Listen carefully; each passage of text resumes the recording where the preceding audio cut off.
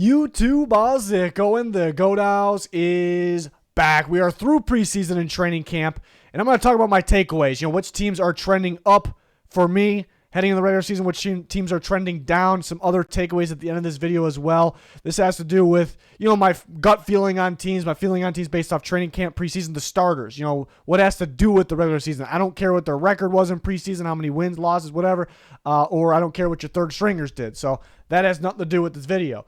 So not a long list of teams we'll talk about, but excited about it. We have all kinds of NFL coverage leading up to the season, in-season content during the season. A bunch of cuts and trades are about to go down. We have you covered for that, especially on our Twitter. Very important to follow that. Also, how you join our different leagues and enter the GLD giveaway, things like that. Link pinned in the comments for that. Other social media links. Liquid IV, code GOAT, 30% off now through Labor Day. GLD shop rocking their Packers chain. They have all kinds of good stuff like that, and they're supplying prizes for our Picks League this year.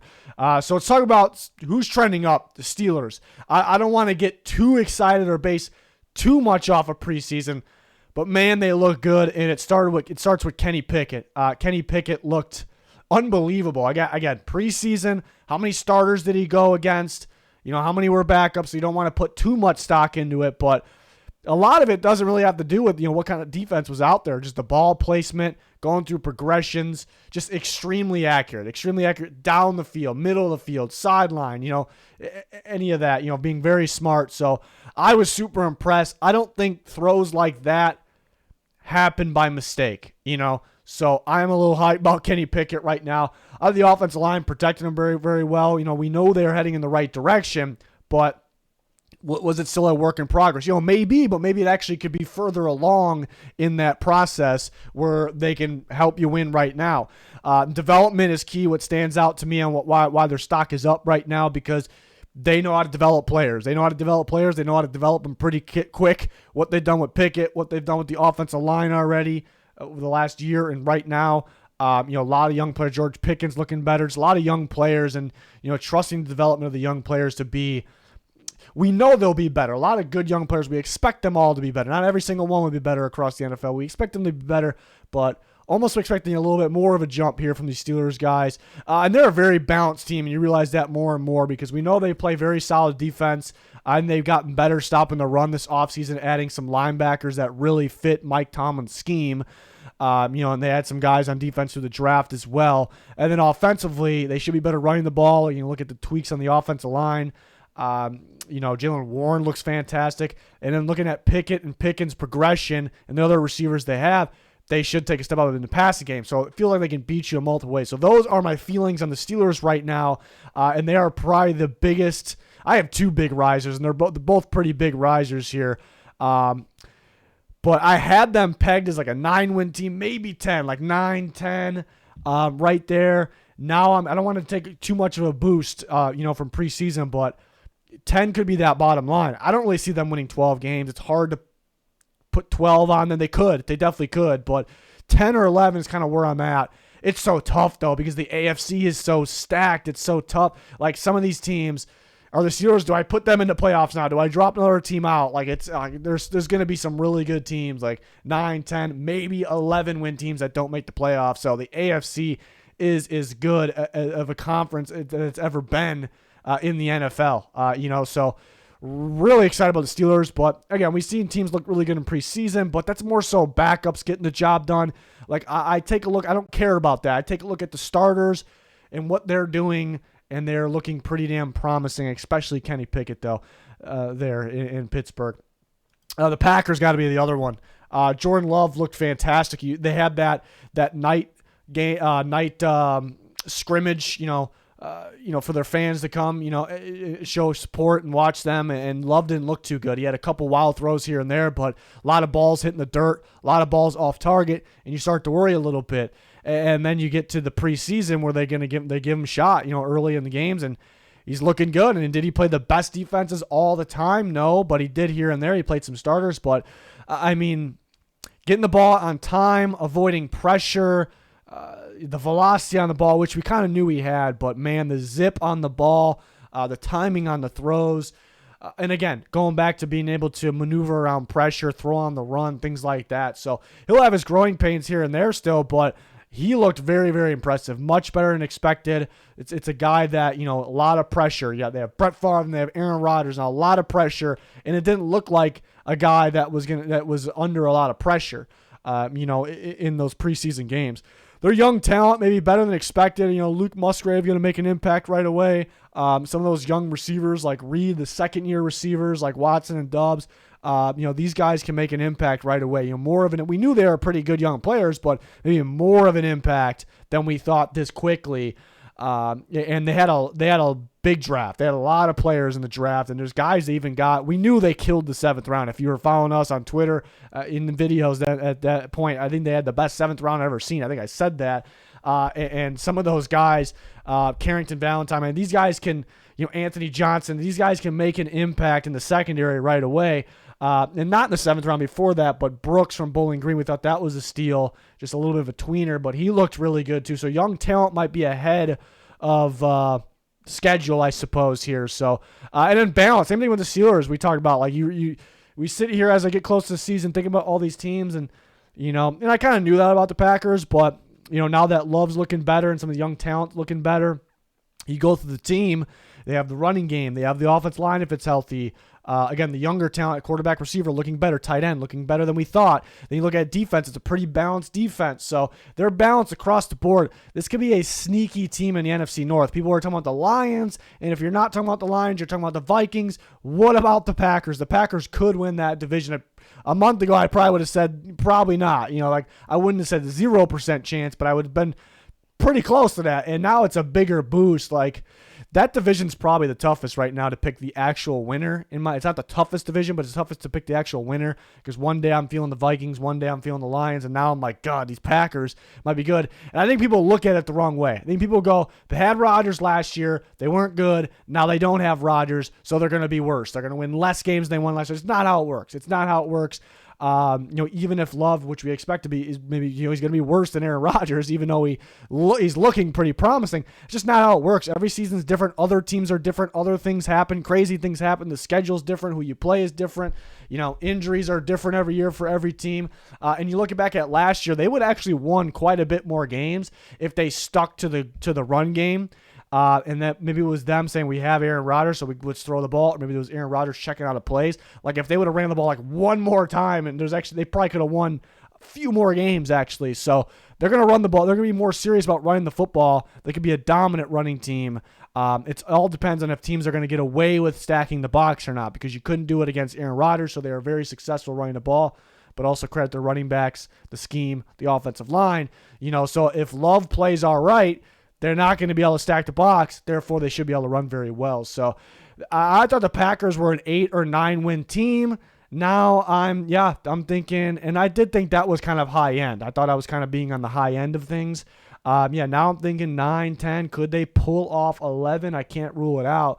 So, but still, it's up in the air with Jordan Love. No guarantees. And I have 3 teams with stock down, and you think the Cardinals, how could their stock be down? They might have been the worst team in football as it was, but yeah, you can be the worst team or the best team in football, and my feelings could still change on you.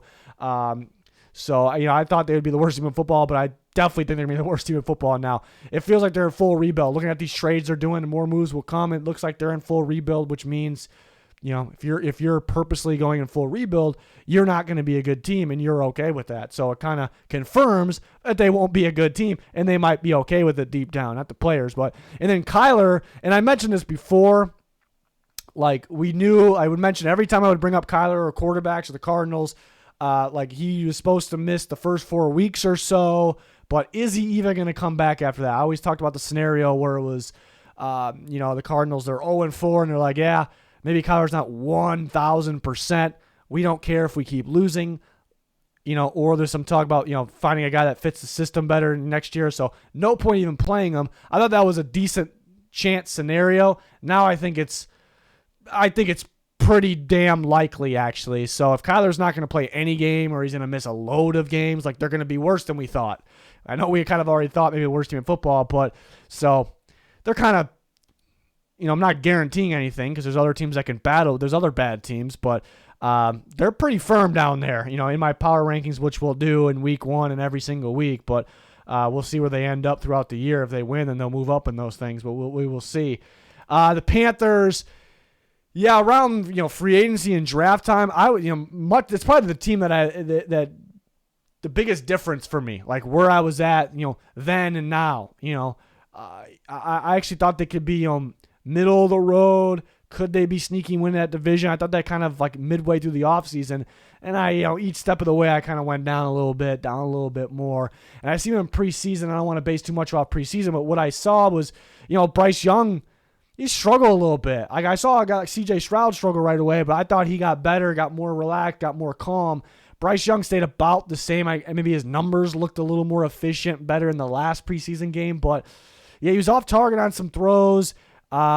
He would panic at times in the pocket, and sometimes he would just chill in the pocket like he had all day. And there's a lot of blame on the offensive line, which there should be. But there was, I think there was a sack even in the last game where he sat there like he had all day and he got sacked. Of course, Ekwonu, I think it was, that got beat on that. But I put that on Bryce Young. So a little shaky, and you see maybe the height kind of coming into play. We saw that throughout training camp or joint practices and preseason too. So maybe he's not. And I kind of thought that too. I thought C.J. Stroud was way more pro ready.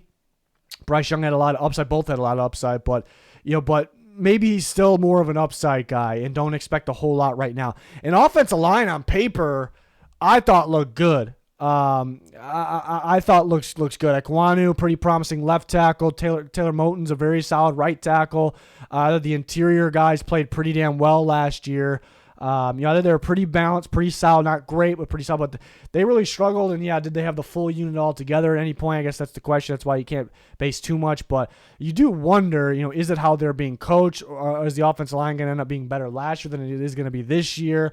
That's a tough part. And you look at offense, and something that we knew about the offense already, but it kind of stands out more now. They're kind of lacking that top-tier offensive talent. They have it on defense with Brian Burns, J.C. Horn, maybe Jeremy Chin, depending on how they're going to use him. Even a couple of those linebackers are pretty damn good. But offense, it's Bryce Young, it's Miles Sanders, it's the offensive line struggling right now. But you have Moton, you have the receivers. And who's your best receiver? Is it Adam Thielen? That's could it be Mingo right away? They're lacking that. You don't even need top talent. Like there's kind of that elite. And if you put talent into tiers, you might not see the Panthers until a few tiers down. So that kind of is an issue where. You don't have that takeover, that dominance that you make defenses focus and game plan on that to open things up for everyone else. So I'm realizing that more and more as well. So the Panthers stock kind of continues to go down, but again, preseason a lot of time means nothing.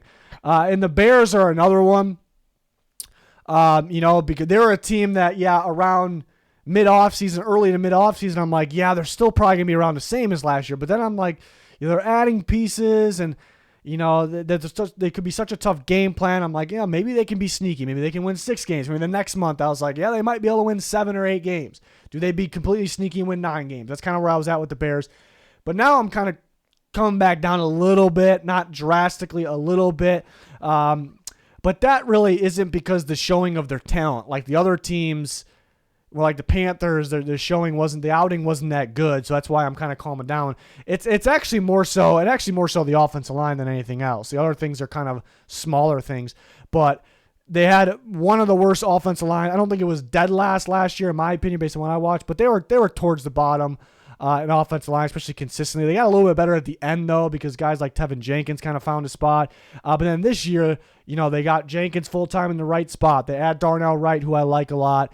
And then they add Nate Davis, who was pretty solid for Tennessee. So it's like, all right, the Bears very much so improved their offensive line, and I actually ranked them kind of towards the middle of the NFL. But here we are. Tevin Jenkins going to miss a month, and that was kind of a bright spot at the end of last year. Nate Davis, I don't know what's going on with him off the field. I have no idea what that's about. So that's not ideal. And then think about Darnell Wright, I loved. He's a guy, though, don't panic if he struggles early on. I think he'll be all right in pass protection. But that Tennessee scheme was so different. Gap scheme, a lot of interesting counters, read options, a lot of gap blocking. It's much different in Chicago. So there'll be a development period there. So I'm like sitting here thinking, the offense, they did good, I think. We'll see what Nate Davis, but I think they did, the idea of what they did with the offensive line was good. It's good for the future. They're heading in the right direction. But is there a chance it looked, at least beginning of this year, it looks a little bit like last year? I think it's a possibility. So I'm starting to wonder about that. Then D-line, we knew was one of the worst in football. They add Yannick Ngakoue. That's good for pass rush. But I still sit here and wonder about it. And again, I like Dexter, Pickens. I like these guys for the future, but teams might be able to run up quite a bit on them still. The linebackers are very good, but it's going to be very hard to play a linebacker behind. They're not going to look as good as they could be behind that defensive line. So I think last year was very bad against the run. I think it still could be that case. Is there going to be a whole lot of pass rush still? Pass game, you still kind of got the feel. Even when they did pretty good in preseason, it was screen passes, check downs that end up getting loose. It's great for DJ Moore, things like that, guys like that. But the Bears for so long have just been like, they attempt this many passes per game because they need to run the ball. That's kind of their specialty. Is it going to be a little bit of the same? I expect more passing. So you start to worry about it. You start to wonder about it. And you look at the team again, kind of going back to what I was saying more earlier in the offseason.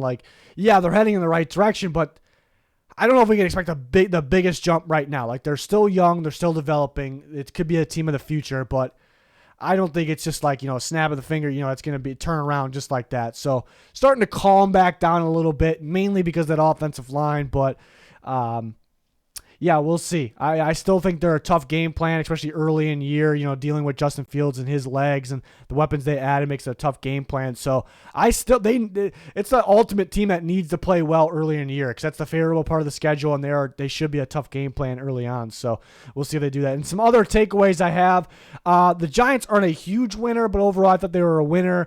Very small sample size from the starters, but I thought they looked kind of midseason form. They had the second game, they had Daniel Jones come in, looked very efficient, very quick, very smart. The weapons look pretty good. We didn't even see a long list of the starters. And I'm excited about the young talent. Like Jalen Hyatt, these second-year guys, these guys really step up. Kayvon Thibodeau on defense. Evan Neal, maybe a little underwhelming last year. Remember Andrew Thomas, though? I think Evan Neal could take that big step up. So across the board, they got some young corners, 2 rookie corners that'll play a lot. So excited about those things. Things are looking pretty good. The Commanders, Sam Howell looked good with his legs, looked good escaping pressure, looked good throwing the ball downfield, really hit up his weapons, split across the board to the different weapons. Dotson looked good. Even the tight end Cole Turner, that's a guy to watch out for. So things look good there. They won games, but you still wonder how Howell and that offensive line look against starting defenses because they did look good, but I think the highlighted one was that Ravens game, and the Ravens are always good in preseason, but it was all backups the whole time, so how will they be, when they get in there against starters? I still wonder about the offensive line, even though it's held up so far. So, again, look good. Is it can I be super confident that will continue over to regular season? I can't really be super confident. Ravens and the Dolphins are in the same boat. This is kind of just me, 2 things. Me just thinking a lot here heading into the season, and then both, their star corners getting hurt played a part into this. But these are teams that kind of over the years consistently in a bad way have had durability issues. They've been beat up, and they're good teams. We view them as good teams. And the Ravens, even with the being beat up, they're a game away from the playoffs, so they get in the playoffs sometimes. So these are really good teams, but you're just realizing more and more, seeing the Steelers step up. I think the Browns will be better than people think. The Chargers under Kellen Moore. Now you see all these AFC teams, the teams that are obvious teams as well, and these teams that look better than expected. It's like we knew the AFC was stacked, but man, oh man, is it stacked. So are these teams teams that have the durability issues, teams that are already hurt, like Marlon Humphrey's already hurt, Jalen Ramsey's already hurt. On top of it, will they be able to survive in a stacked, AFC? And we're used to the Ravens, if they were only hurt, if they were still hurt, but hurt for less games last year, they might have made the playoffs. So you look at them they could be hurt a little bit, and they might make the playoffs, but the AFC is just so stacked. Could you even afford to be injured for 2 games? Having serious players injured for 2 games in that AFC because somebody else will pass you up. So I start to wonder about those things. But to me, on paper, they're playoff teams. But do you predict them to go into? Is it risky? People don't talk about that. I need to talk about the Dolphins a little bit. People don't talk about the Ravens. If you're predicting, how many good teams are in the AFC that are healthier than these teams? It's pretty risky predicting those teams to go. I'm not saying I'm not. Right now I had the Ravens in, the Dolphins out, but they both feel like playoff teams. Patriots, are they worried about their own O-line? I mean, they should be. I was worried about the offensive line. I mean, not all pieces.